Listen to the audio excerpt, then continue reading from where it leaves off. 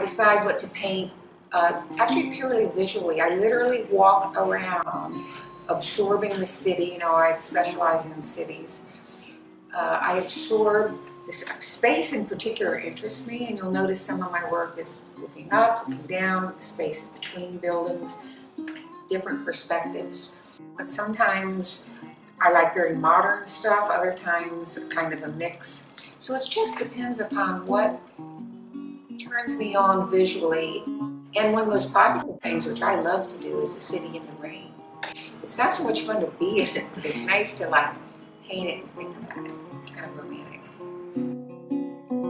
I kind of feel it's important with my work to do real places, not a made-up city. Because I think in the specific you see the generic, in the detail you see the whole. I find real life weirder and more fascinating than I could ever make up. I get passionate about it. I just like to squeeze out the paint, mix it all up, and paint it, and then can't be too precious about it. My palette's kind of messy. I mistreat my paintbrushes, so it's kind of an organic process.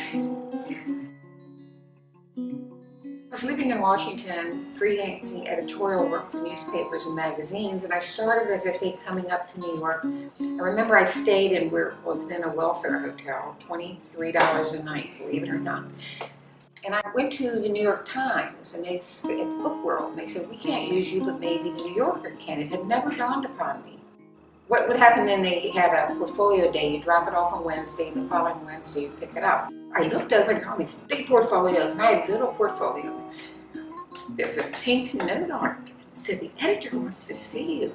And even in those days, the New Yorker had a wall there. They had a glass window, and now, of course, there's security, but even then, you couldn't just walk into the New Yorker. The guy said, I said, where's my portfolio? And he said, I don't see it, I don't see it. The guy behind the desk, the glass wall.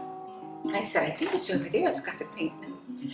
And that was asking, it's so emotional, asking me to see the editor. I went back and it changed my life. And when they bought the cover, in those days they were so used to freelance artists saying, can you pay me now? That they paid a week later. It was fabulous. He said, you didn't get the check yet? I'm like, check? Maybe I sold a cover. And the moment they bought the first cover, I moved to New York, and the city has been my subject ever since. It seems to me that painting is about showing a kind of a truth or reality.